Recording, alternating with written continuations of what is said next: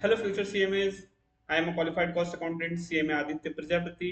और आज हम करने जा रहे हैं इंडियन कॉन्ट्रैक्ट एक्ट का लेक्चर नंबर 3, जिसमें हम लोग देखेंगे types of contract. Types of contract मतलब सर, टाइप्स ऑफ कॉन्ट्रैक्ट ये क्या होता है? सर, अलग अलग टाइप्स के कॉन्ट्रैक्ट होते हैं, फॉर्मेशन के हिसाब से, वैलिडिटी के हिसाब से, तो ये सब हम लोग देखेंगे। अच्छा, ठीक है। तो आज का चलिए लेक्चर शुरू करते हैं हम अब। इसको शुरू करने से पहले हम लोग एक बार पिछले दिन हम लोगों ने क्या देखा था वो एक बार देख लेते हैं। जिन्होंने लेक्चर 2 और 1 नहीं देखा है, पहले जाके वो लेक्चर 1 एंड 2 देख लें, उसके बाद ही लेक्चर 3 समझ में आएगा, क्योंकि बेस और इनिशियल जो मीनिंग्स है मैंने वहीं पे समझाया हुआ है। लेक्चर 3 आपको फिर वो लगेगा कि क्या बता रहे हैं सर, कौन सा सेक्शन आप कहाँ से ला दे रहे हो, कि ये सब समझ में आने वाला नहीं है। तो जाके सबसे पहले लेक्चर 1 एंड 2 देखें, उसके बाद ये वीडियो को कंटिन्यू करें। चलिए तो शुरू करते हैं। सर, हम लोगों ने क्या क्या देखा था पहले वो देख लेते हैं थोड़ा बहुत, और थोड़ा सा रिकैप करवा देता हूँ मैं। उसके बाद ये वाला लेक्चर लेक्चर आपको बहुत अच्छे से समझ में आएगा। ठीक है, तो चलो देखते हैं। हम लोगों ने पिछले लेक्चर में अच्छे से देखा था सर कि ऑफर क्या है, एक्सेप्टेंस क्या है, उसके बाद सर कंसिडरेशन के बारे में थोड़ा सा समझा था। अच्छा, प्रॉमिस, फिर जाके एनफोर्सेबल बाय कॉन्ट्रैक्ट एग्रीमेंट, ये सब समझा था हम लोगों ने बहुत अच्छा सा। एक एग्जांपल भी था, ठीक है, यहाँ पर कोई एग्जांपल से मैंने समझाया था। ठीक है। उसके बाद सर हम लोगों ने बाद में फिर पढ़ा था कि सेक्शन 10 की कुछ इसेंशियल चीजें हैं, कुछ इसेंशियल क्वालिटीज होती हैं जो कि मीट करनी चाहिए एक वैलिड कॉन्ट्रैक्ट के लिए। ठीक है। तो सेक्शन 10 बताता है कि क्या क्या चीजें हैं। कुछ सर ऐसी चीजें हैं जो इम्प्लाइड है, जो सेक्शन 10 बताता नहीं है, लेकिन वो होनी ही चाहिए, तभी ये वैलिड कॉन्ट्रैक्ट कहलाएगा। तो क्या क्या चीजें एक बार हम लोग वो देख लेते हैं, जो कि आज के लेक्चर में भी हम लोग को लगेगा वो सब चीजें। ठीक है सर, देख देख लेते हैं एक बार। सबसे पहला चीज है एग्रीमेंट। अगर एग्रीमेंट ही नहीं होगा तो वो एनफोर्सेबल बाय लॉ कैसे होगा? एनफोर्सेबल बाय लॉ के लिए सबसे पहला चीज है एग्रीमेंट। ठीक है। Free consent. फ्री कंसेंट के बारे में हम लोग और आज अच्छे से और देखेंगे। ठीक है। कॉम्पिटेंसी ऑफ द पार्टी, मतलब समझने और समझने का कॉम्पिटेंसी, मतलब वो समझ सकते हैं, they are capable enough of understanding what is going to happen. ठीक है। लॉफुल कंसिडरेशन, कंसिडरेशन तो मतलब सर समझे थे, लॉफुल होना चाहिए वो, ना कि इलीगल या फिर अनलॉफुल। ठीक है सर। लॉफुल ऑब्जेक्ट होना चाहिए किसी भी कॉन्ट्रैक्ट का, ना कि अनलॉफुल ऑब्जेक्ट। ठीक है। Not expressly declare to be void as per section 24 to 30 and 56। ठीक है, हम लोगों ने देखा था, इसको हम लोग बाद में पढ़ेंगे क्योंकि ये बाद में डिस्क्राइब्ड है अच्छे तरह से। ठीक है सर। नॉट बाई सेक्शन 10 का मतलब क्या हो गया? नॉट बाई सेक्शन 10, सेक्शन 10 में लिखा नहीं हुआ है, ठीक है, कि ये चीज होना चाहिए, लेकिन ये क्या है कि इसेंशियल चीजों में ही आता है, तो फिर ये लिखा नहीं है फिर भी ये इसेंशियल है। जैसे कि एक कॉन्ट्रैक्ट को करने के लिए तो दो पार्टीज लगेंगे ना, तो ये लिखा नहीं हुआ है कहीं। एक पार्टी क्या खुद से कॉन्ट्रैक्ट करेगा? नहीं कर सकता, तो दो पार्टी होना ही होना है। ठीक है। Intention to create legal relationship, ना कि सोशल रिलेशनशिप, क्योंकि वो जो कॉन्ट्रैक्ट कर रहे हैं तो लीगल रिलेशनशिप क्रिएट कर रहे हैं ना sir.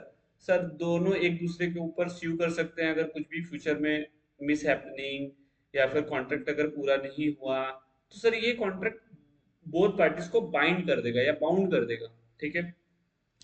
Fulfilment of legal formalities, fulfilment of legal formalities क्या सर, कुछ कुछ जो लीगल फॉर्मेलिटीज होती है वो फुलफिल करता है कॉन्ट्रैक्ट। ठीक है।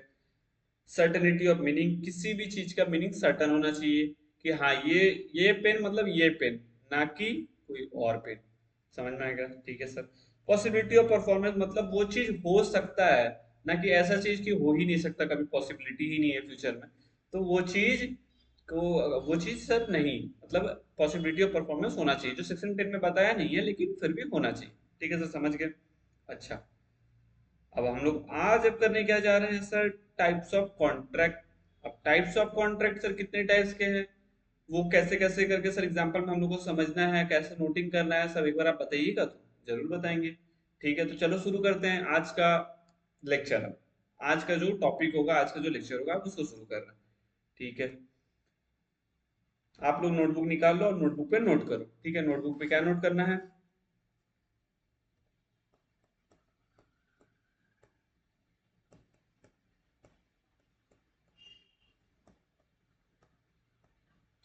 टाइप्स ऑफ कॉन्ट्रैक्ट, ठीक है। टाइप्स ऑफ कॉन्ट्रैक्ट में हम लोग क्या पढ़ने वाले हैं सबसे पहले,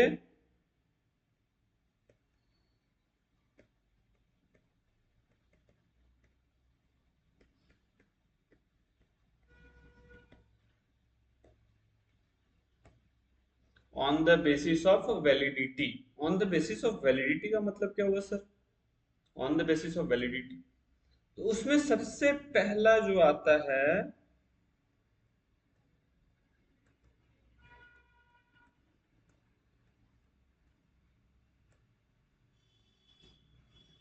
वैलिड कॉन्ट्रैक्ट। सबसे पहला टाइप क्या हो गया सर? Valid contract. अब वैलिड कॉन्ट्रैक्ट क्या है सर? हम लोगों ने वैलिड कॉन्ट्रैक्ट का मतलब तो ऊपर ही समझा था, पिछले लेक्चर में थोड़ा सा समझा था सर वैलिड कॉन्ट्रैक्ट क्या होता है। वैलिड कॉन्ट्रैक्ट में क्या होता है सर? एक एग्रीमेंट होता है,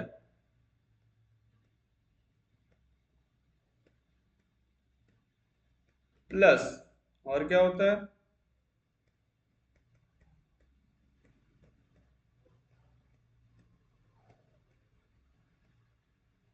एनफोर्सिबल बाय लॉ। ये दोनों जब मिलता है तो कॉन्ट्रैक्ट बनता है। ठीक है सर, समझे थे हम लोग। अच्छा, ये एग्रीमेंट कौन सा सेक्शन था सर? 2E। और इसेंशियल इनफोर्सिबल बाय लॉ, ये कौन सा सेक्शन में हम लोग को बता रहा है? सेक्शन 10। सेक्शन 10 में जो क्वालिटीज लिखे हुए हैं वही इनफोर्सिबल बाय लॉ है। तो सर ये कॉन्ट्रैक्ट बनता है, और कौन सा कॉन्ट्रैक्ट बनता है सर? वैलिड कॉन्ट्रैक्ट, ठीक है। जो भी agreement enforceable by law as per section 10 हो जाएगा वो हो जाएगा एक वैलिड कॉन्ट्रैक्ट। उसमें वैलिड कॉन्ट्रैक्ट में जो जो चीजें हैं वो सब हम लोग का होना चाहिए। पहला चीज क्या है सर?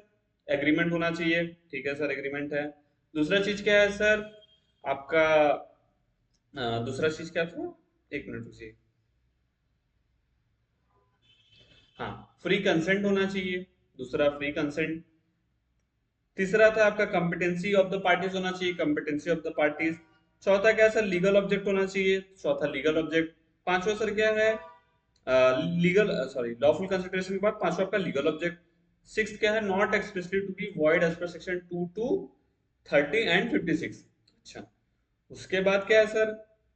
कुछ सेक्शन है जो टेन में नहीं है, वो सब भी हम लोगों ने देख लिया सर, लाइन बाय लाइन। तो सर ये सेक्शन 10 की क्वालिटीज को जो मीट कर जाता है वो वैलिड कॉन्ट्रैक्ट हो जाता है। तो सर सेक्शन 10 में हम लोगों को कितना चीज बताया हुआ है? 11 चीज। जो 11 चीज को अगर मीट कर रहा है तो सर वो वैलिड कॉन्ट्रैक्ट। आपको वो 11 के 11 याद रहनी चाहिए, ठीक है। इस वीडियो के बाद आप उसको एक बार याद कर लेना फिर से, ठीक है। तो 11 की 11 चीजें जो हो जाएंगी तब आपको वैलिड कॉन्ट्रैक्ट के लिए इसेंशियल चीजें, ठीक है सर, समझ में आ गया। तो पहला हो गया वैलिड कॉन्ट्रैक्ट। वैलिड कॉन्ट्रैक्ट का मतलब क्या होगा यहाँ पे पढ़ लेते हैं sir. Agreement which is binding and enforceable is a valid contract. It contains all essential element of a valid contract. Section 10 की सर जो भी एसेंशियल एलिमेंट्स है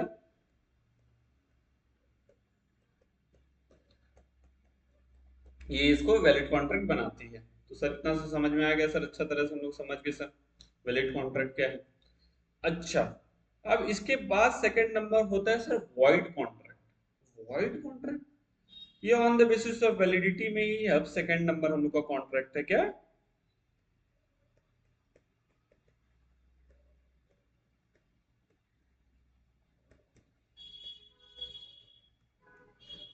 वॉइड कॉन्ट्रैक्ट। अब वॉइड कॉन्ट्रैक्ट क्या है सर? चलो इसको एक एग्जांपल से पहले हम लोग समझते हैं, ठीक है।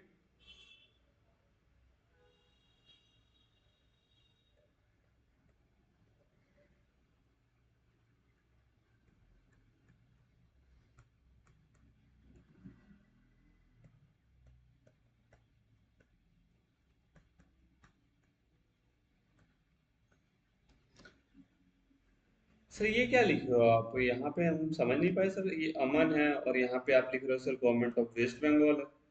ये WB का मतलब हो गया गवर्नमेंट ऑफ वेस्ट बंगाल, ठीक है सर।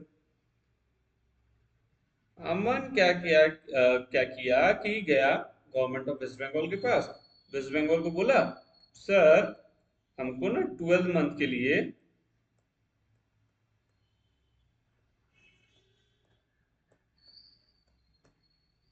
अल्कोहलिक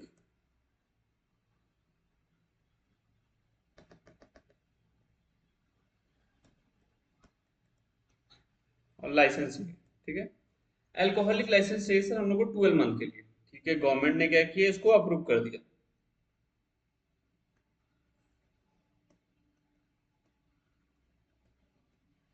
क्या किया, गवर्नमेंट इसको अप्रूव कर दिया। तो आप बताओ कि इनके बीच में एक कॉन्ट्रैक्ट हुआ कि नहीं हुआ। हाँ सर हुआ, इनके बीच में एक 12 मंथ का कॉन्ट्रैक्ट हुआ, सबसे पहला चीज। हाँ सर समझ में आ गया सर, 12 मंथ का कॉन्ट्रैक्ट हुआ। अच्छा इसके बाद अब बताइए सर, आगे आगे आप बताइए इसके बाद क्या है। इसके बाद क्या हुआ, गवर्नमेंट को बीच में दिमाग में आया कि सर दारू तो सही चीज नहीं है, दारू को बैन कर देना चाहिए, ठीक है। अब ये तो था एक्चुअल में दारू का लाइसेंस। अब दारू का लाइसेंस को उसने बैन कर दिया, मतलब अल्कोहलिक लिकर लाइसेंस को इसने बैन कर दिया। कब बैन किया, ये 12 मंथ का था लाइसेंस, 6 मंथ के बाद इसने बैन कर दिया। 6 मंथ के बाद जैसे ही बैन कर दिया ना वो लाइसेंस, गवर्नमेंट का मन था, गवर्नमेंट के ऊपर तो कुछ है नहीं, गवर्नमेंट का ही डिसीजन था, क्योंकि पार्लियामेंट ने ये पावर अल्कोहलिक लीकर लाइसेंस का तो स्टेट को दे के रखा हुआ है कि स्टेट अपने हिसाब से नियम बना सकता है। अब स्टेट क्या किया, वेस्ट बंगाल स्टेट क्या किया, 6 मंथ्स के बाद दारू का लाइसेंस को बैन कर दिया। अब जैसे ही ये बैन हुआ, ठीक है, ये अब जैसे ही 6 मंथ्स के बाद बैन हुआ, क्या ये लाइसेंस वैलिड अब रह जाएगा। गवर्नमेंट ने जब शुरू में इसको लाइसेंस दिया अमन को, तब तो ये वैलिड था, तब क्या था सर, ये वैलिड था। लेकिन जैसे ही 6 मंथ्स के बाद ये लाइसेंस को गवर्नमेंट ने बैन किया, तो क्या ये इसका वैलिडिटी रह जाएगा। आप सोचो एक बार, क्या अमन वो दारू का दुकान को कंटिन्यू कर सकता है, कंटिन्यू रख सकता है। नहीं सर नहीं रख सकता है, क्योंकि गवर्नमेंट का डिसीजन ही सबके ऊपर बाइंडिंग है। तो गवर्नमेंट ने जब ऑर्डर निकाल ही दिया, तो सर फिर कैसे कोई रख सकता है, नहीं रख सकता है सर। अच्छा सर नहीं रख सकता है, समझ में आ रहा है सर ये। तो 6 मंथ्स के बाद ये क्या हुआ, 6 मंथ्स के बाद ये contract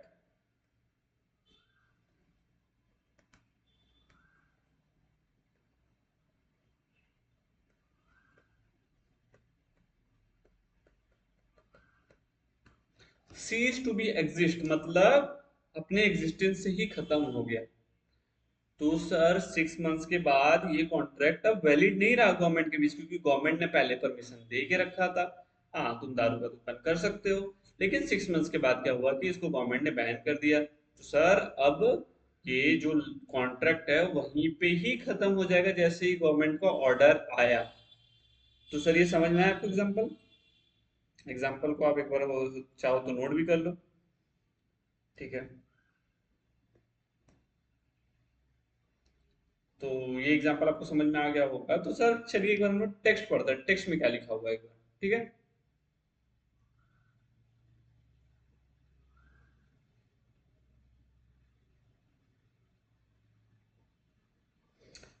void contract, void contract क्या है, क्या लिखा हुआ है सर, पढ़िए एक बार।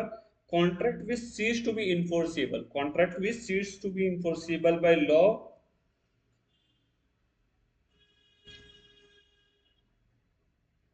void when it ceases to be enforceable। इसका मतलब क्या हुआ कि जो कॉन्ट्रैक्ट था वो पहले वैलिड था, 6 मंथ्स तक वैलिड था, उसके बाद क्या हुआ कि ये गवर्नमेंट ने जब बैन कर दिया तो वो इनवैलिड हो गया। मतलब उसके बाद वो cease to be exist, cease to be exist, exist का मतलब क्या होता है, सीजेस का मतलब क्या होता है,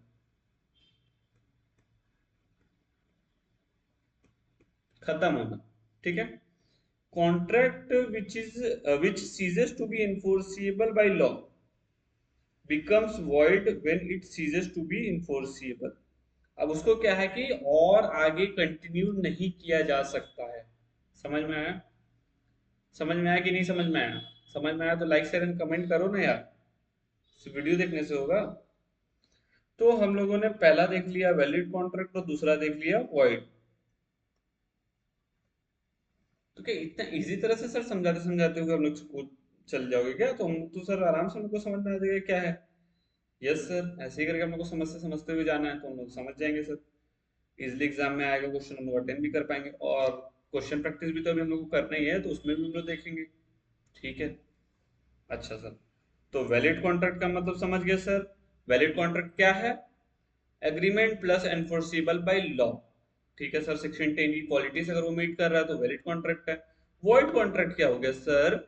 जो पहले तो वैलिड था लेकिन एक बियॉन्ड एक टाइम लिमिट के बाद कुछ गवर्नमेंट ऑर्डर या कुछ भी आया ऐसा तो वो अब इन्फोर्सिबल बाय लॉ, मतलब सेक्शन 10 की वो चीजें मीट नहीं कर पा रहा। अब सेक्शन 10 में इसमें क्या नहीं मीट कर पा रहा अभी बताओ। अब अगर ये दारू अगर कंटिन्यू बेचता है, अल्कोहल अभी भी ये कंटिन्यू बेच रहा है, गवर्नमेंट निकाल दिया नोटिस कि अब बेचना नहीं है, नहीं करना है, तो इसमें अब क्या हो जा रहा है सर? लॉफुल ऑब्जेक्ट अब इसमें नहीं रहा। ठीक है, तो लॉफुल ऑब्जेक्ट जैसे ही खत्म हो गया तो सेक्शन 10 की 10 भी खत्म। तो ये सेक्शन 10 को तो फिर ये क्या हो गया सर? एनफोर्सेबल अब ये नहीं रहा। अच्छा सर, समझ में आ गया सर? ठीक है, तो ये एग्जांपल से हम लोगों ने वॉइड कॉन्ट्रैक्ट को समझ लिया। अब एक वॉइड कॉन्ट्रैक्ट को समझ लिया तो सर हम लोग आप आगे चलते हैं। ठीक है, अच्छा, वॉइड कॉन्ट्रैक्ट तो हम लोगों ने बखूबी समझ लिया। अब हम लोग नेक्स्ट मूव कहाँ कर रहे हैं? Voidable contract.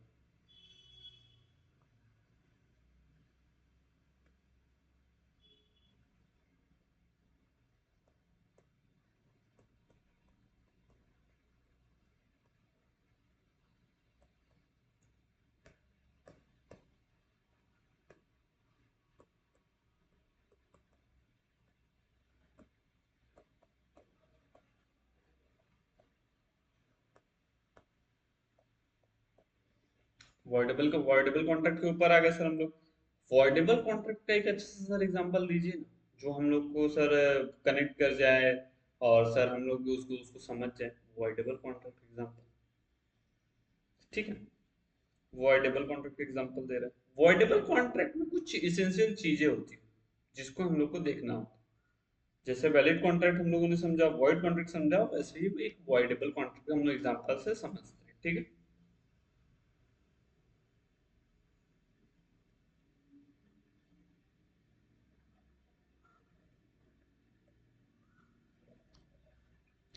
वॉइडेबल कॉन्ट्रैक्ट हम लोग एग्जांपल से समझते हैं। इसने इसको मान लो ये अमन और ये संदीप, ठीक है, इसने इसको क्या बोला? इसने इसको क्या बोला कि मुझको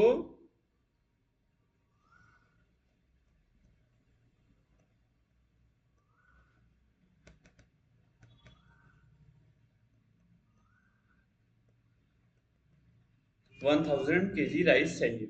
ठीक है, और एक डेट बता दिया सर इसने, मान लो आज क्या 25 से मान लो 10 ऑफ अगस्त तक हमको चाहिए। ठीक है, 10 ऑफ अगस्त तक इसको 1000 kg राइस चाहिए। इसने क्या किया? ऑफर किया। इसने क्या किया? और कितना के रेट से चाहिए? मान लीजिए 10 रुपया केजी। ठीक है, 10 रुपया पर केजी के हिसाब से इसने क्या किया सर? ये एक्सेप्ट कर लिया। ठीक है सर, तो यहाँ पे सर प्रॉमिस बन गया प्लस कंसिडरेशन तो था ही सर, क्योंकि यहाँ पे सर पैसा का बात है, कंसिडरेशन ऑटोमेटिकली आ गया। तो सर ये क्या बन गया?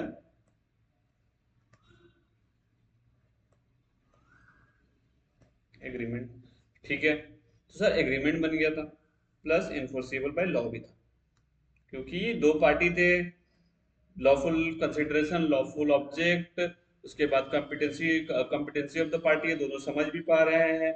उसका सर सेक्शन 10 की जो जो आपकी 11 क्वालिटीज है आपको याद रहना चाहिए, वो सब 11 क्वालिटीज यहाँ पे मीट हो रहा था, तो ये इन्फोर्सेबल भी था, ठीक है, सेक्शन 10 से। अच्छा, लेकिन क्या हुआ कि ये 10 अगस्त को जाके ना ये जो सुदीप है ये डिलीवर नहीं कर पाता।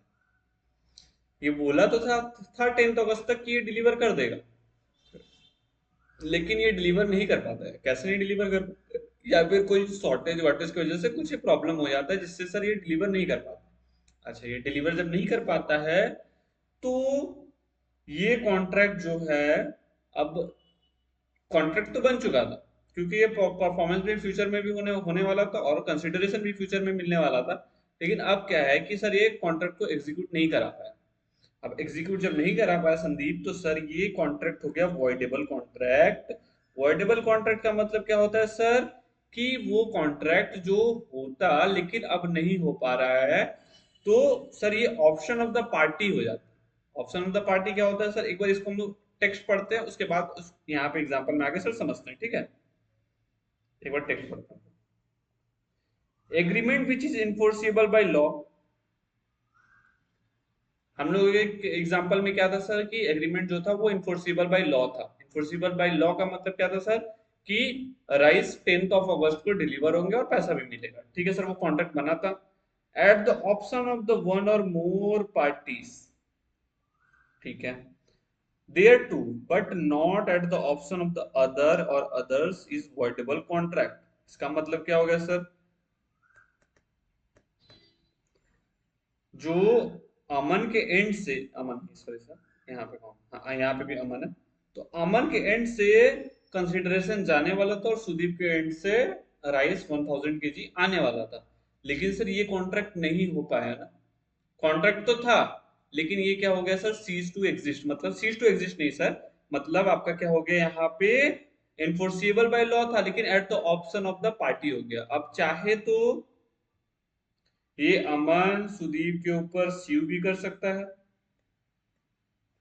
या फिर वो होल्ड भी कर सकता है कि ठीक है 10 अगस्त तक नहीं हुआ तो 20 अगस्त तक, या फिर यहाँ पे क्या हुआ कि इस कॉन्ट्रैक्ट को खत्म ही कर सकता है। खत्म कैसे कर सकता है कि ठीक है तुमसे राइस नहीं डिलीवर हो पाया तो मैं तुमको छोड़ देता हूँ, ठीक है। या तो वो डैमेज क्लेम कर सकता है, या फिर बिना डैमेज क्लेम किए हुए भी छोड़ सकता है। इसका मतलब यही हुआ सिंपल सा, कि वो डैमेज क्लेम करना चाहे तो करे, या नहीं करना चाहे तो नहीं करे। लेकिन क्या हुआ कि अमन के एंड से क्या हुआ कि वो चाहे तो इस कॉन्ट्रैक्ट से निकल सकता है।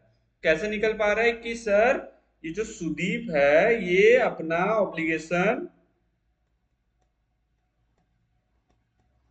फुलफिल नहीं कर रहा है।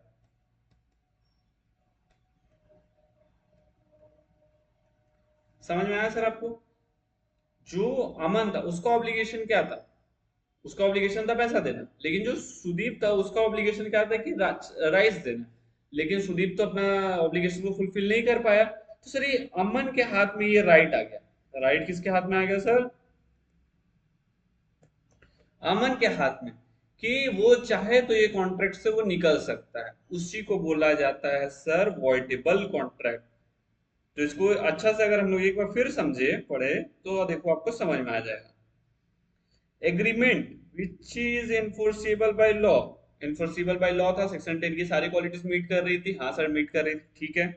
Eight the option of the one or more parties, इसमें वन और मोर पार्टीज में हम लोग का अमन है, thereto, but at the but not at the option of the other or others is voidable contract. यहाँ पे others और अदर्स में आपका चला गया सुदीप। सुदीप के हाथ में ऑप्शन नहीं है, लेकिन अमन के हाथ में ऑप्शन है कि वो चाहे तो ये कॉन्ट्रैक्ट छोड़ दे, क्योंकि सुदीप ऑब्लिगेशन अपना फुलफिल नहीं कर पा रहा है, तो अमन के पास ये राइट है कि वो इस कॉन्ट्रैक्ट को छोड़ दे।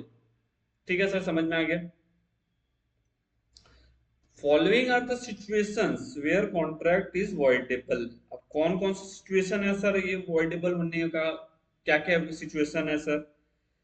पहला सिचुएशन है consent is not free. Sir consent is not free, अच्छा सर, समझते हैं, ये एक एग्जाम्पल, इसको एक एग्जाम्पल से समझते हैं।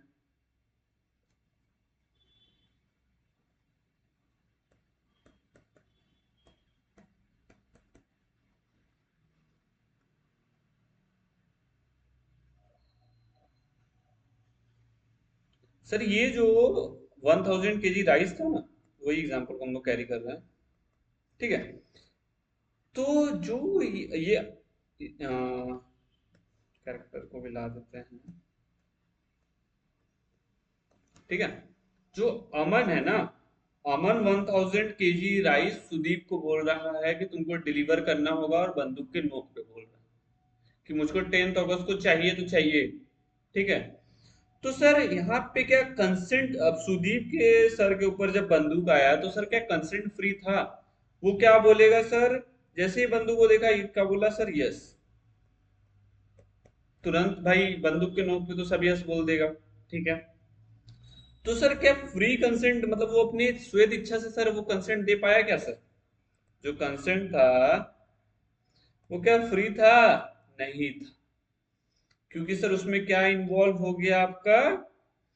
कर्षण। कर्षण का मतलब सर क्या होता है? डराना धमकाना। कहाँ गया सर कर्षण का मतलब? कर्षण। कर्षण का मतलब क्या हो गया सर? बंदूक की नोक पे, या फिर सर मतलब धमकी चमकी उस टाइप का सर। अच्छा। अनड्यू इन्फ्लुएंस का मतलब क्या हुआ sir? Undue influence, undue influence का मतलब होता है सर किसी के दबाव में। अब मान लीजिए किसी एरिया के कोई मिनिस्टर आ गया, ठीक है। अब किसी स्टेट का मिनिस्टर आ गया, कोई दुकान है फैक्ट्री के पास। वो बोला हमको इतना चाहिए, मान लो कि जो 10 रुपीज kg राइस था, वो बोल रहा है कि उसको 2 रुपीज में ही 2 रुपीज ही देंगे। तो भाई वो स्टेट का मिनिस्टर, ठीक है, अगर वो उसको मना करता है, बोलेगा कि नहीं आपको हम नहीं देंगे, मान लो वो बोलता है कि हम आपको नहीं देंगे, तो क्या इसका फैक्ट्री बचेगा? आपको लगता है आज के डेट में कि फैक्ट्री उसका बचेगा उस जगह पे? ऑफ कोर्स नहीं बचेगा। पॉलिटिकल कनेक्शंस इतने होते हैं, पॉलिटिकल प्रेशर इतना होता है कि वो फैक्ट्री तहस नहस हो जाएगा। तो उस सिचुएशन में उस फैक्ट्री के ओनर ने क्या बोला? हाँ सर ठीक है, आई एम एग्रीइंग, 2 रुपया किलो ही आप ले ले। तो उस समय तो उसने एग्री कर दिया, लेकिन क्या वो उसका कंसेंट फ्री था? क्या उसके ऊपर दबाव नहीं था किसी चीज का? कोई क्या हायर पोजीशन पे नहीं था? कोई डोमिनेटिंग पोजीशन पे नहीं था? हाँ सर था। कौन था? वो स्टेट का मिनिस्टर था। अच्छा सर, अनड्यू इन्फ्लुएंस का भी मतलब समझ में आ गया।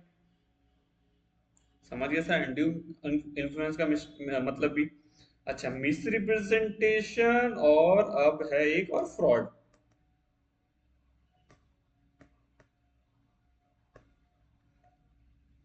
ठीक है। फ्रॉड का मतलब क्या हो गया सर? मैंने आपको कुछ बोला, मैं आपको सेल करूंगा, ठीक है, आपने एग्री भी किया, आपसे मैं पेमेंट भी करूंगा, लेकिन मैंने अभी जाकर सामान को ही बदल दिया। मैंने दिखाया कुछ था आपको, अब लेकिन आपको दे रहा हूं एंड में कुछ। तो आपके साथ सर क्या हो गया सर? फ्रॉड। अब फ्रॉड हुआ सर, तो फ्रॉड जिसके साथ होता है सर, वो पार्टी अब लोअर स्टेट में चला जाता है। लोअर स्टेट का मतलब सर क्या हुआ सर? उसका तो नुकसान हो रहा है ना सर। तो वो एक फ्रॉड के तौर पे सर वो उस केस को सर उस कॉन्ट्रैक्ट से सर निकल सकता है, क्योंकि उसका उस समय कंसेंट, फ्री कंसेंट नहीं था। Free consent in the sense है सर, उसके साथ फ्रॉड हुआ, दिखाया कुछ और दिया कुछ। ठीक है। उसी टाइप से सर मिस रिप्रेजेंटेशन भी है। मिस रिप्रेजेंटेशन और फ्रॉड में सर थोड़ा सा डिफरेंस है, उसको हम लोग आगे देखेंगे। ठीक है। तो पहला वाला हम लोग समझ गए सर, वॉइडेबल कॉन्ट्रैक्ट होने में सबसे पहला एक कंडीशन हो जाता है सर, अगर कंसेंट फ्री नहीं है तो वो वॉइडेबल हो सकता है। ठीक है। अच्छा, दूसरा नंबर क्या है, एक बार हम लोग उसको देख लेते हैं। If a person promise to do something for another, if a person promise to do something for another, but other person prevents him from performing his promise, ठीक है, contract become voidable at the option of a first person. If a person promise to do something for another, promise किया कि मैं तुमको supply करूंगा या फिर कुछ भी प्रॉमिस किया, but other person prevents him, जो दूसरा पर्सन है उसको वो बोल रहा है कि सर प्रॉमिस को परफॉर्म मत करो, तो contract become voidable for the first person यहाँ पे कौन हो गया?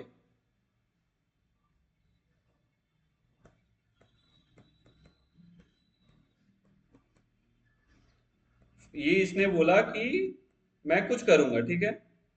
ठीक है, इसने भी ये भी एग्री कर गया। अच्छा, एग्री जब कर गया तो उसके बाद कोई तीसरा एक्स पर्सन आया, ठीक है। ये इसको बोल रहा है कि मत कर।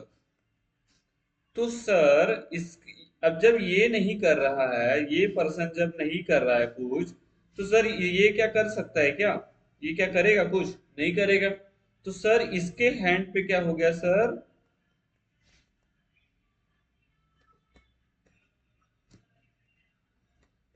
कैसे? कि ये चाहे तो उससे करवा भी सकता है और नहीं भी कर सकता है, या इस कॉन्ट्रैक्ट से वो निकल भी सकता है। तो सर ये वॉइडेबल हो जाएगा। सेकंड कंडीशन भी हम लोग समझ गए। अच्छा, थर्ड कंडीशन क्या है sir? When a party to a contract promise to perform और work within a specified time could not perform with it, that contract becomes voidable at the option of the promisee। ठीक है, हम लोग के इसी example में अगर हम लोग समझे तो अमन अमन क्या था? यहाँ पे अमन क्या हो रहा है? प्रोमिजी। अमन यहाँ पे हम लोग का इस ये वाला एग्जांपल में हम लोग का अमन जो है वो प्रोमिजी है। कैसे सर? अमन एग्री किया था पेमेंट करने का, तो प्रोमिसर कौन हुआ? संदीप, जो बोला था कि 10,000 kg राइस, 1,000 kg वो राइस डिलीवर कर देगा 10th अगस्त को। कब कब कर देगा सर? 10th अगस्त को। लेकिन क्या 10th अगस्त को डिलीवर करवा पाया संदीप? नहीं करवा पाया sir. He is fail to deliver that promise. तो प्रोमिसर वही था। तो सर जब वो नहीं करा पाया तो अमन के पास ये राइट आ गया कि वो इस कॉन्ट्रैक्ट से बाहर निकल जाए। तो सर यही इसका मतलब है। स्टे देखिए, when a party when a party to a contract promise to perform a work within a specified time, ठीक है, स्पेसिफाइड टाइम भी था यहाँ पे, बट वो कर नहीं पाया उस टाइम के अंदर, तो प्रोमिसी के पास राइट आ गया कि इस कॉन्ट्रैक्ट को वॉइडेबल कर दे। ठीक है सर, समझ में आ गया? इतना हम लोग को अच्छे से समझ में आ गया। अच्छा, अभी तो हम लोगों ने तीन देख लिया सर। ये भी हम लोगों ने देख लिया वॉइडेबल। अच्छा, उससे पहले अगर हम लोग थोड़ा सा आगे जाए, उससे पहले हम लोग एक डिफरेंस समझ लेते हैं। ठीक है, डिफरेंस क्या समझ लेते हैं?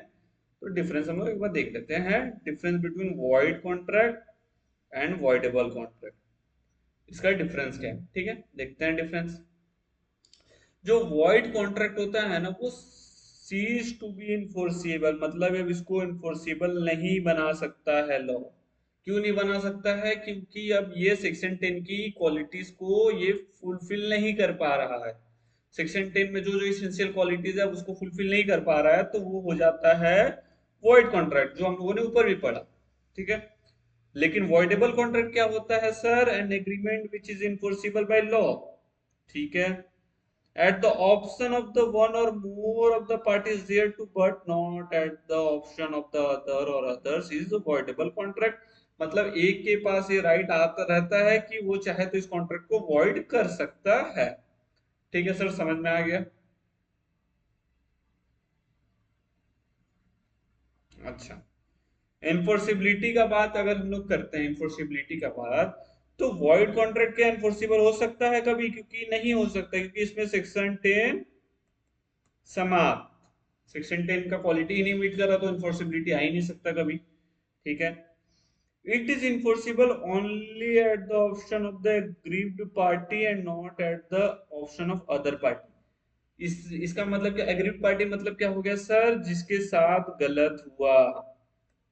क्या सर? एग्रीव्ड पार्टी का मतलब हो गया जिसके साथ गलत हुआ, उसके पास ऑप्शन है कि इसको वैलिड कॉन्ट्रैक्ट करार दे या फिर वॉइड कॉन्ट्रैक्ट करके इसको खत्म कर दे। तो जो वैलिड और वॉइड के बीच में रह जाता है वो होता है सर वॉइडेबल कॉन्ट्रैक्ट। ठीक है सर, समझ में आ गया?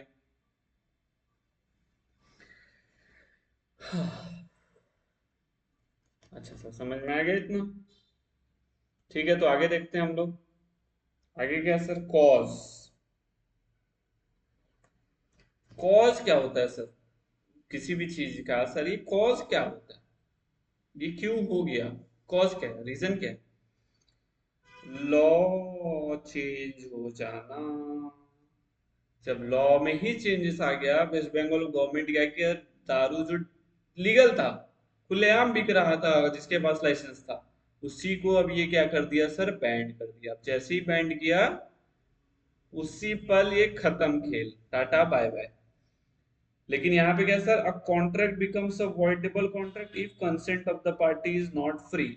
कंसेंट अगर फ्री नहीं था उस समय सर, वो कॉन्ट्रैक्ट वो बना था, तो जो एग्रीड पर्सन है, उसके पास वो राइट है कि वो चाहे तो वो कॉन्ट्रैक्ट से वो बाहर निकल सकता है, उसको वॉइड कर सकता है। ठीक है सर, समझ गए सर ये भी? अच्छा, परफॉर्मेंस ऑफ अ कॉन्ट्रैक्ट, क्या वॉइड कॉन्ट्रैक्ट परफॉर्मर हो सकता है? कैसे होगा? जब दारू ही बैन कर दिया गवर्नमेंट ने 6 मंथ्स के बाद, तो क्या वो और हो सकता है? नहीं हो सकता है सर, समझ में आ गया? तो void contract can not be perform. ठीक है सर, समझ गए? लेकिन if the aggrieved party does not within reasonable time exercise his right to avoid the contract, any party can sue the other for claiming the performance of a contract। अगर समय रहते जो party के साथ गलत हुआ है, वो अपना राइट एक्सरसाइज नहीं करेगा कि now I am not exercising this contract, तो दोनों पार्टी में से कोई भी पार्टी एक दूसरे के ऊपर स्यू कर सकता है। ठीक है सर, समझ में आ गया सर? राइट तभी तक है जब तक आपके पास रीजनेबल टाइम है। रीजनेबल टाइम के बाद वो आपका समय समाप्त हो जाएगा। ठीक है सर, समझ में आ गया? अच्छा, राइट्स क्या है? A void contract does not grant any legal remedy to any party. अब क्या अमन किसी के पास जाके बोल पाएगा क्या कि दारू क्यों बैन हुआ है, इसको फिर से ओपन करो? तो लीगल रेमेडी है ही नहीं। जो डिसीजन है, टॉप मोस्ट फॉरमोस्ट। ठीक है। The party whose consent was not free has the right to rescind the contract within this reasonable time. If so resigned, it becomes a void contract. If it is not resigned, it becomes a valid contract। ठीक है sir, समझ में आ गया? तो sir हम लोगों ने अभी तीन चीज जो है बहुत अच्छे से हम लोगों ने समझ लिया। क्या क्या समझ लिया सर? वैलिड कॉन्ट्रैक्ट, दूसरा वॉइड कॉन्ट्रैक्ट, और तीसरा वॉइडेबल कॉन्ट्रैक्ट। अच्छा सर, अब हम लोग फोर्थ एंड फिफ्थ पे जा रहे हैं। ठीक है, ये सब भी आपको नोट करते हुए चलना है, ये सब आपको याद दिलाएगा एग्जाम में। ठीक है।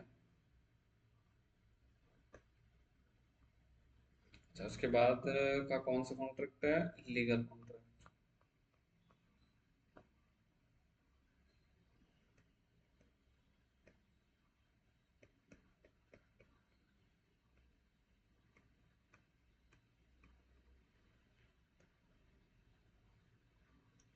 इलीगल कॉन्ट्रैक्ट आ गया sir.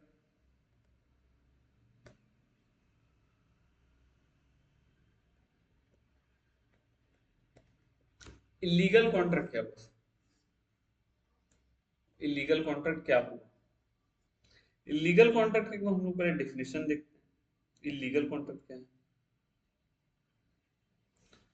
A contract which is void एब इन इश्यू। इसका मतलब क्या होता है सर? वॉइड एब इन इश्यू, वॉइड एब इनिशियो का मतलब क्या होता है कि वो शुरुआत से ही वॉइड था। वो कॉन्ट्रैक्ट कभी एग्रीमेंट ही नहीं बना, वो कॉन्ट्रैक्ट शुरुआत से ही वॉइड था, उसको ही बोलते हैं void contract, illegal contract. It is a contract which is law forbids to be made and can't be performed. अब इसका अगर हम लोग एग्जांपल समझे,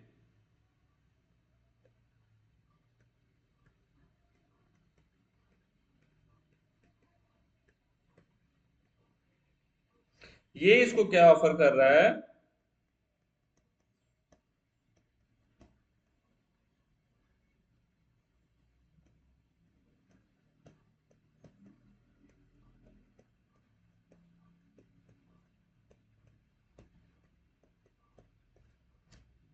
किल mister A I will give you 1 lakh rupees. ठीक है, ये क्या बोला, ठीक है, ये भी एक्सेप्ट कर लिया, ये एक्सेप्टेंस कर दिया। अब एक्सेप्टेंस कर दिया, यहाँ पे कंसिडरेशन भी है 1 लाख रुपीज।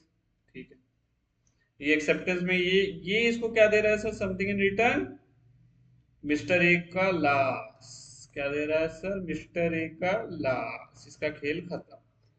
तो या ये क्या लॉ परमिट करता है, ये चीज लॉ परमिट करता है कि हाँ ये कॉन्ट्रैक्ट बन सकता है। कोई पर्सन किसी का सुपारी दे दिया कि हाँ उसको जाके तुम मार दो, मैं तुमको 1 लाख रुपया दूंगा, क्या ये लॉ परमिट करता है? Is this legal?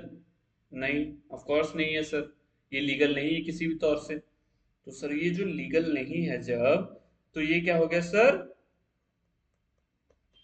वॉइड एब इनिशियो। क्या हो गया सर, शुरू से ही ये वॉइड एब इनिशियो रह गया, मतलब void from the very beginning. इसका मतलब अब लिख लो,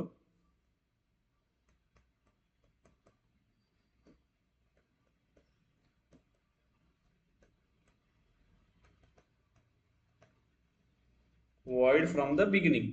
ठीक है, समझ में आ गया वॉइड फ्रॉम द बिगिनिंग का मतलब भी, ठीक है sir. The court will not enforce such a contract also the connected contracts also।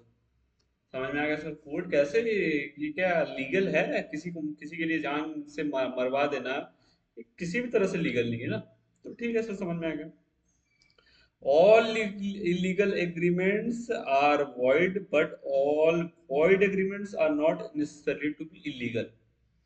इसका मतलब क्या हो रहा है सर, आप समझो एक बार, ठीक है। इसमें जो एग्रीमेंट बना, इस एग्जांपल में जो एग्रीमेंट बना वो तो इलीगल था, ठीक है, ये इलीगल था। तो ये इलीगल एग्रीमेंट जो है ये हमेशा ही वॉइड होगा। लेकिन अगर कुछ एग्जांपल है जिसमें कि हो सकता था परफॉर्मेंस लेकिन नहीं हो सका लॉ के चेंज के वजह से या किसी भी चीज की वजह से, तो वो वॉइड हो गया। वो इलीगल नहीं था लेकिन लॉ के चेंज की वजह से वो वॉइड हो गया। तो वो वॉइड इलीगल नहीं करार किया जाएगा, लेकिन जो भी इलीगल है वो वॉइड तो 100% करार है ना, क्योंकि वो शुरू से ही गलत था। ठीक है सर, समझ में आ गया सर। अच्छा, तो हम लोगों का और एक टाइप खत्म हो गया,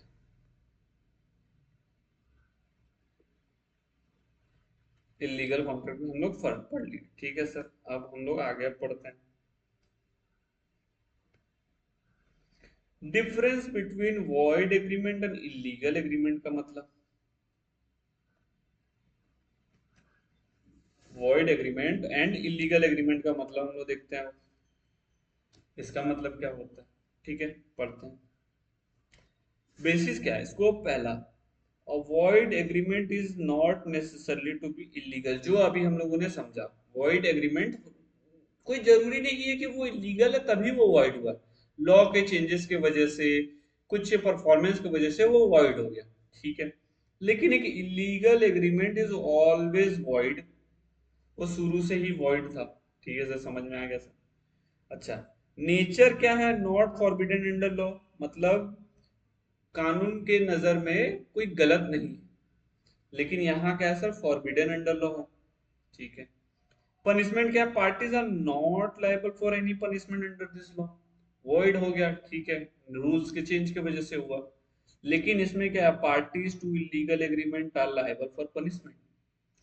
अब किसी को आप मारने के लिए भी अगर किसी का धमकी दे रहे हो, मतलब सुपारी दे रहे हो, तो सर वो क्या हो गया, इलीगल एग्रीमेंट हो गया। और इलीगल एग्रीमेंट हो गया जैसे ही सर, तो लाइबल, पनिशमेंट के लिए लाइबल हुए ना, कोर्ट तो डिसीजन चाहे तो दे सकता है ना कि हाँ आपको सजा मिलनी चाहिए कुछ भी। ठीक है सर। अच्छा, कोलेटरल एग्रीमेंट का मतलब क्या हुआ, it is not necessarily that agreement collateral to void agreement may also be void, it may be a valid also। ठीक है सर, ये दोनों हो सकता है, वॉइड भी हो सकता है, अगर परफॉर्मेंस अगर हो सकता है तो ये वैलिड भी कॉन्ट्रैक्ट हो सकता है, एग्रीमेंट हो सकता है। Agreement collateral to illegal agreement are always void. जो वॉइड इलीगल एग्रीमेंट है वो हमेशा से ही वॉइड रहेगा। ठीक है सर, समझ में आ गया इतना? ठीक है सर, थोड़ा सा और समझते हैं हम लोग। अच्छा, थोड़ा सा और समझते हैं। हम्म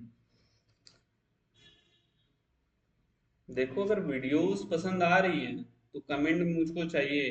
ठीक है, और लाइक शेयर सब्सक्राइब भी जरूर करो।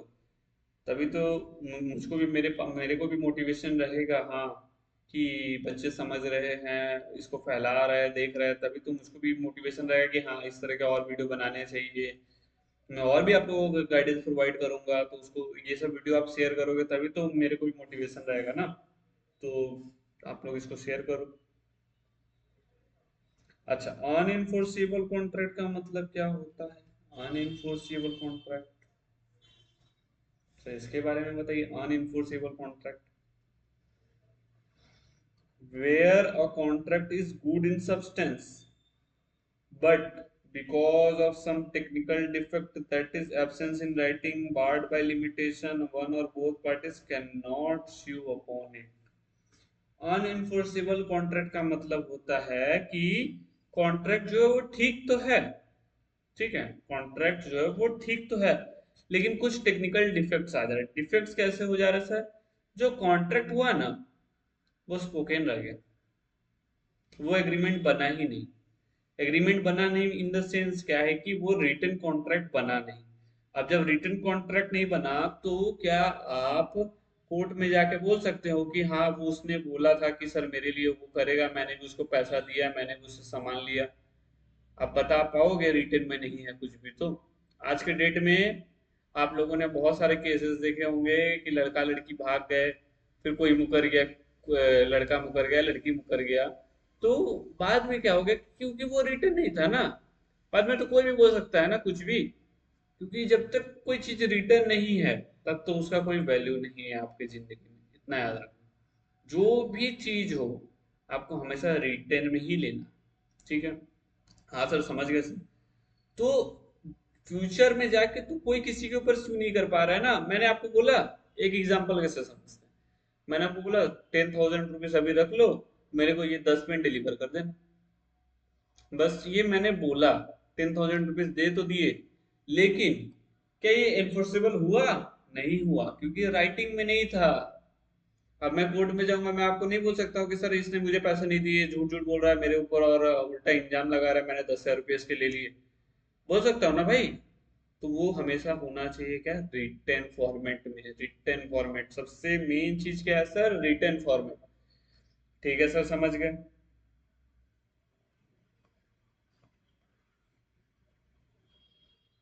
तो सर हम लोग का ये भी हो गया,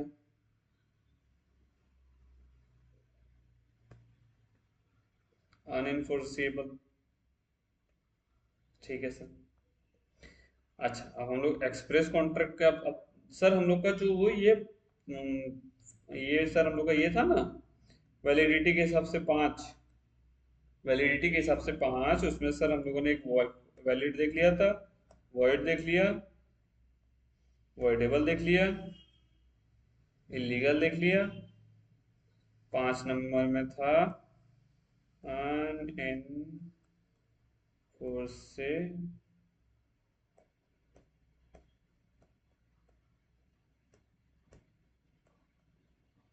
इसको भी हम लोगों ने देख लिया।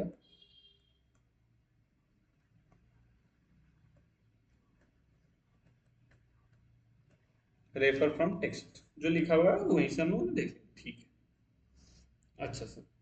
अब उसके बाद on the basis of formation, on the basis of formation हम लोगों ने 5 टाइप्स देखा वो वैलिडिटी के हिसाब से। फॉर्मेशन के हिसाब से सर क्या कितना टाइप होता है? 4 टाइप। तो एक बार हम लोग इसको लिखते हैं और समझते हैं।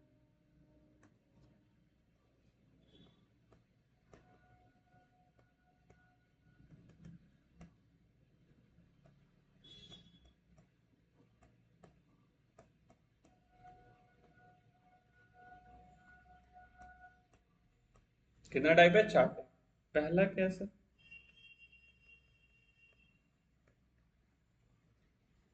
हम्म,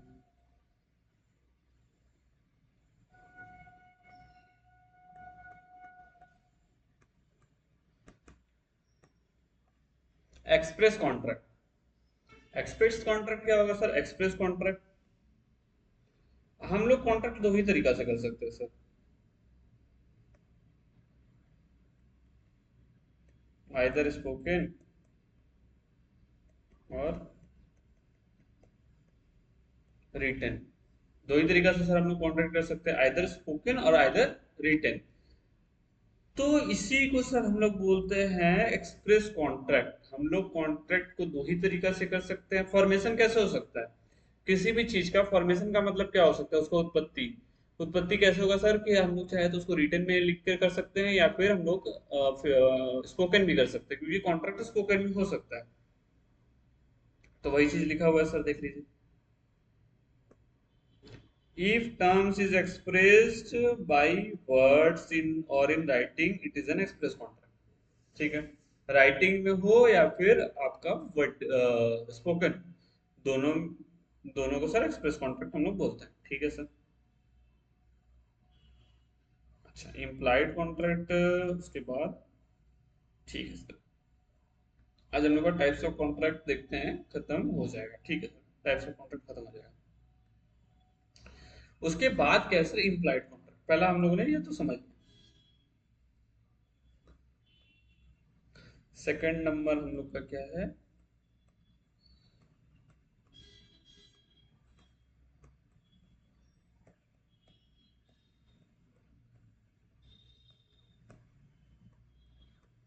implied contract. Implied contract, implied का मतलब क्या? इम्प्लाइड का मतलब क्या होता है बताइए? इम्प्लाइड का मतलब सोचिए।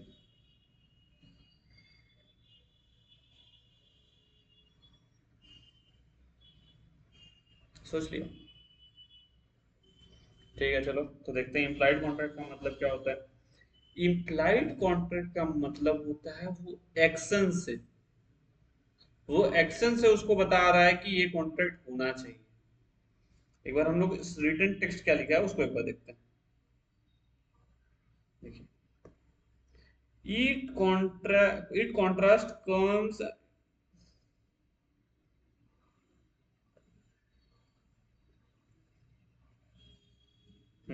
comes into existence by implication, that is action।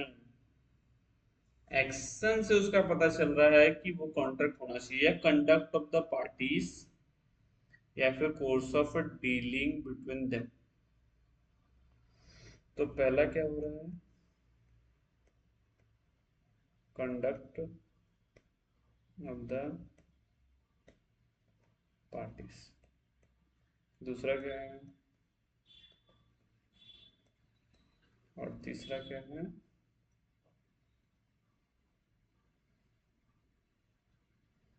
Course of dealing.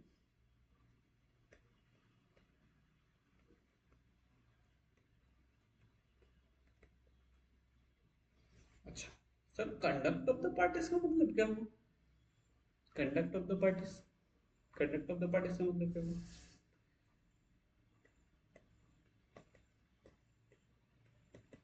इसने इसको कुछ इशारे में बोला, और वो इशारे में ही उसने भी बोला। बोला, ऐसे दिखा के बोल रहा है चाहिए, उसने बोला हाँ चाहिए। तो इसमें क्या हुआ कि कंडक्ट, उसने भी, इसका भी एक्शन था उसका भी एक्शन था, तो इम्प्लाइड कॉन्ट्रैक्ट बना। ठीक है, एक्शन। ठीक है, आप मान लो एक आइसक्रीम के ठेले के, आइसक्रीम का ठेला जा रहा था, आपने उसको ऐसे ऐसे रुकाया, वो भी रुका। आपने सामने गया, आपने इशारे से बोला कि ये दो, उसने निकाल के ऐसे फाड़ के आपको दे दिया। उसमें क्या हुआ? एक्शन हुआ ना सर। एक्शन मतलब दोनों पार्टी का एक्शन आया, एक ने उसको पैसा दिया, एक ने उससे सामान लिया, तो सर एक्शन हुआ। तो एक्शन जहां ही हुआ सर, तो वो हो गया क्या? कॉन्ट्रैक्ट बन गया सर। अब वो क्या हो गया? इम्प्लाइड कॉन्ट्रैक्ट बन गया। अब वो इसको पैसा देना है sir. Course of dealing, course of dealing भी सर ऐसे इस तरह से ही है। अच्छा, तो सर इसका मतलब क्या हुआ? It contract comes into existence. इसको सदा कर दीजिए। The contract comes into existence by implication, that is action, conduct of the parties और course of dealing between them. ठीक है सर, समझ में आ गया सर। तो ये भी समझ गया सर। अच्छा, ये समझ गया सर। सर टैसिट कॉन्ट्रैक्ट का मतलब क्या होता है सर? टैसिट कॉन्ट्रैक्ट इतना ही अगर हेवी नहीं हो, अगर सर हेवी हेवी लगेगा ना तो एक बार कमेंट करना मेरे को, तो मेरे को पता चलेगा कि हाँ मुझको रुकना है। क्योंकि मैं उतना इधर उधर का बात करता नहीं हूँ, तो कंटेंट्स ज्यादा हो जाता है। ठीक है, कहीं इतना भी आप लोग अगर थक जा रहे हो या फिर कुछ है तो ऐसा एक बार कमेंट करना, तो मैं भी ट्राई करूंगा कि हाँ कंटेंट को थोड़ा कम करके एंटरटेनमेंट लाया जाए जो भी। ठीक है सर। अच्छा, इम्प्लाइड कॉन्ट्रैक्ट में टैसिट कॉन्ट्रैक्ट होता है। टैसिट कॉन्ट्रैक्ट क्या है? The word tacit means silence. ठीक है। Tacit contract are those contract that are inferred through conduct of the parties without any spoken or written, बिना ही बोले और बिना लिखे।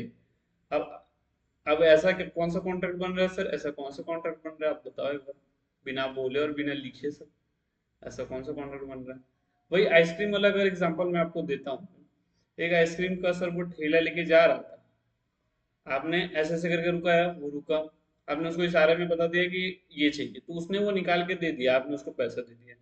तो सर वो कंडक्ट ऑफ द पार्टीज है ना, यहाँ पे ना कुछ बोला गया और ना ही कुछ लिखा गया, लेकिन फिर भी एक कॉन्ट्रैक्ट बना ना। आपने एक आइसक्रीम खरीदा है, कुछ भी खरीदा, तो सर वो खरीदा तो उसका कुछ तो वैल्यू है, आपने उसको पैसा तो दिया, कंसिडरेशन तो था, तो क्या हुआ सर? टैसिट कॉन्ट्रैक्ट वो बन गया। ठीक है सर, समझ में आ गया सर, टैसिट कॉन्ट्रैक्ट का भी मतलब समझ में आ गया। अच्छा, इतना ही मैं सोच रहा हूँ कि आज के वीडियो में मैं रहने देता हूँ। नेक्स्ट वीडियो में हम लोग क्वासी कॉन्ट्रैक्ट, ई कॉन्ट्रैक्ट, एग्जीक्यूटेड एग्जीक्यूटरी कॉन्ट्रैक्ट के बारे में थोड़ा अच्छे से समझेंगे। ठीक है, क्योंकि अगर मैं और आज बताऊंगा तो शायद हो सकता है कि आपको और ना समझ में आए। तो मैंने जो जितना अभी तक बताया उसको आपको एक बार देखना है।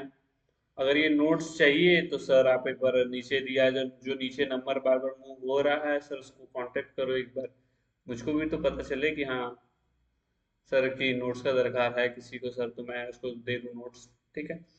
अच्छा, जो ये यूट्यूब चैनल है सर, इस पे और भी कुछ कुछ गाइडेंस के वीडियो आने वाले हैं, जैसे सर सीएमए के रोड मैप, और उसके बाद मेरा स्ट्रगल कैसा क्या रहा, वो सब वीडियोस भी आएंगे।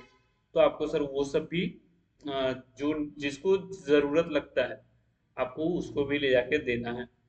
तो अगर बात करें, अगर आप फर्स्ट टाइम देख रहे हैं ये वीडियो, तो मैं कौन हूँ एक बार मैं अपना भी इंट्रो बता देता हूँ कि I am a qualified cost accountant, CMA Aditya Prajapati, आपको पता ही है।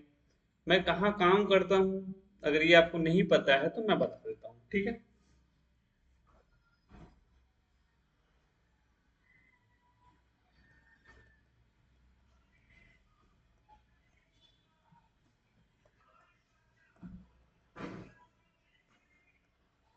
मैकॉन लिमिटेड, ये क्या है सर?